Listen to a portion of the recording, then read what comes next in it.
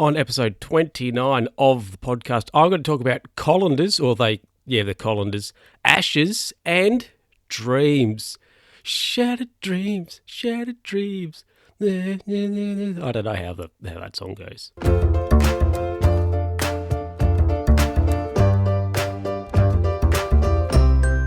Hello, everybody, and welcome back to another edition of the Luke Who's Talking podcast with me, Luke, episode 29. So let's get into the first story I've got for you. Now, the other day I was driving along. I don't know where I was driving. I was driving somewhere. I assume I was driving home from being out. I can't remember. Anyway, but I saw a guy. What a spoiler that is. And he had a colander. I'm pretty sure he had like a strainer or a colander on his head. It was a silver one. It looked pretty flashy. It was like a pretty flashy colander. Like, it wasn't a cheap colander. It wasn't a plastic one, I can tell you that for sure. It wasn't a cheap one. It looked pretty good. Like, it was solid. It was a solid colander. And he had it on his head. Now, my first thought was, is he protecting himself from aliens? I don't know. But he had it was very unusual. It was interesting for sure. It's something that maybe crazy conspiracy theorists would do, is put colanders on their heads so the various X-rays, the various what do I call them? Those things can't read their brains and their thoughts and their dreams and other stuff. It was just very, very interesting to see. Yes, I don't know what the guy's story was. I don't know why they had a colander on their head, but is that it's of a ruse room. The ruse room is we're in it. We're in the ruse room. We're now in the ruse room. Okay, so maybe the guy had other bags he was carrying, and he didn't have anywhere to put his colander, so he put it on his head, and he's dropped off or delivered these other bags that he was carrying, and he's forgotten about the colander on his head because it's so comfortable. He's kept it on. And he wants to start a new fashion trend of a colony of colander wearers. What do we reckon about that? Sounds crazy, I know. They've gotten to me. Ah! Now, I've got to talk about some sport very, well, hopefully briefly. I don't know, we'll see how this story goes. Now, the women's Ashes have been on. Okay, so the Ashes is when Australia and England play cricket. They play test cricket. Well, at least in the men's side, they play test cricket. The ladies play one day a test and also 2020 games, but they play for an urn, which has got ashes in it. There was a story behind the Ashes, which I'll give you a brief explanation. The first time Australia and England played cricket in, I think it was 1870 or something or other, Australia beat England, and the British press were like, "Oh, it's the death of cricket." So what they did is the wickets they use, or a piece of equipment they use in the game of cricket, were burnt, and they were put into an urn because it was the death of cricket. So that is a quick backstory behind the Ashes. So every year, not every year, like every 4 years or whatever, when Australia play England in the Ashes, they play for this urn of ashes. That's the brief story behind it. Now, the ladies, they only play one test match because their system's different. It works in points. So they play 3 one-day internationals or 50 over games. They play a test, which goes for, I think, 4 days, and then they play some 20 games, whereas the men's play 5 test matches. Now, this is a double-parted story, so I'm going to start with the first bit.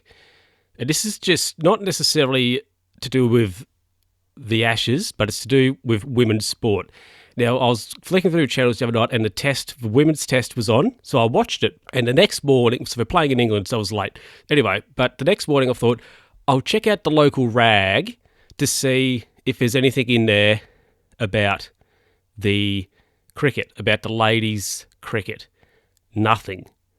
Zero. Nothing in there at all about the ladies' cricket, and there hasn't been anything in there, at least that I've noticed previously, about the ladies' cricket. So I've got to say, a bit unimpressed with that. So I atted the local paper on Twitter saying, well, why don't you have updates or anything about the test, ladies cricket, in the paper? Didn't get a tweet back. So, yeah, I was just a bit unimpressed, could you say, about the lack of coverage on the ladies' cricket, the ladies' test, the ladies' sport. Because I think, the Women's World Cup was on, Soccer World Cup was on recently, and as soon as Australia lost and was out of the World Cup, the coverage of it laxed. I mean, I don't really think that's enough reason for there to be no coverage because our country isn't in it anymore. I think, there should be some coverage still of it. And I think the ladies' netball, the Netball World Cup's on as well, or has been on recently. And I can't say that I've seen any coverage of that in the paper as well. And Australia, the ladies are pretty good. They're pretty good when it comes to the netball. So news outlets, pick up your game when it comes to covering women's sport. So that's part one of this story. Part two is one of the TV channels, the host broadcaster that broadcasts cricket here in Australia, had a promo of the cricket, right, for men's Ashes tests.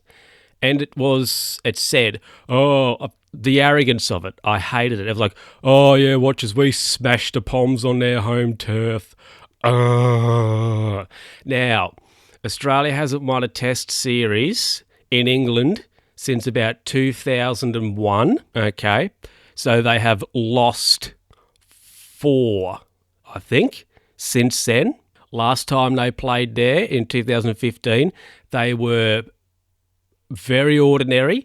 There was 2 games, the Oval and at Lord's. The pitches were absolute tracks, absolute roads, and they won.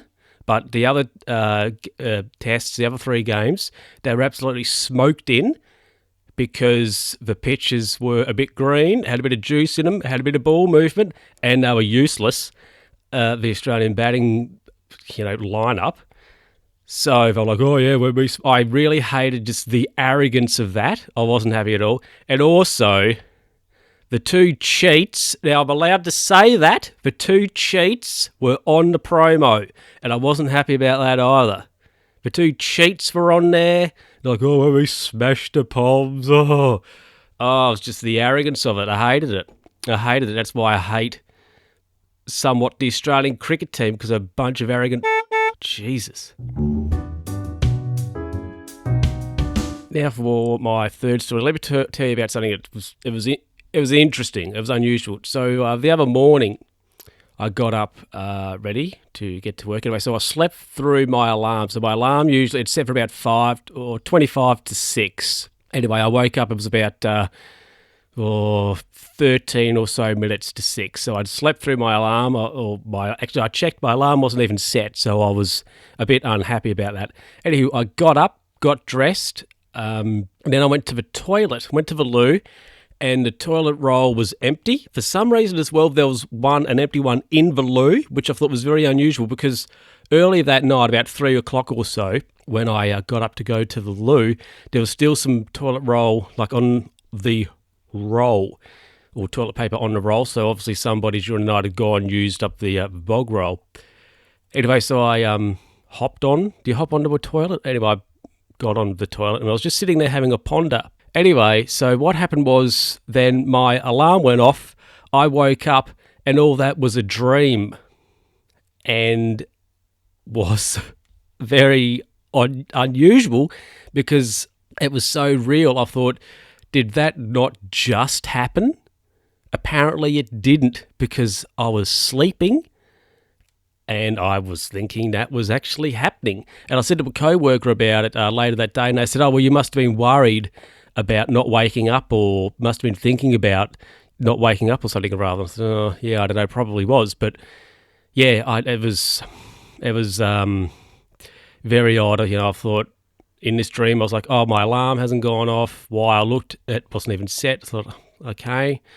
I went, got dressed, went into the loo, and I thought, the toilet roll's empty, but it had toilet roll on it when I was in the loo during the night. And then my alarm went off, and I woke up, and all that was a dream, and it was very bizarre. It was very bizarre. Have you had a bizarre dream like that before? Have you had a unusual dream like that before? Give us a tweet, send us an email if you have, and I might give it a Guernsey on the next ep. Well, that is it for this episode of the podcast. Hope you enjoyed it. If you did, subscribe, like, share it with a friend and all that jazz. You can send me an email at lukewho'stalkingpod@gmail.com. We're on Twitter, L_who'stalking, and on the Facebooks as well. So, get on it. And also, now I'm not sure if I have or not, but I'm very, very close to 1,000 downloads. Last time I checked, I think I had about 800. So thank you to everybody who has downloaded. I will actually put effort in and check to see how many downloads the podcast has had, and we'll inform you if I don't forget on the next episode of the podcast. Actually, I'll be lazy and I'll put a tweet out and put a post up on the interwebs, just giving you a bit of an update on where the download situation is. Anywho, thanks very much for listening, everybody, and I'll catch you next time.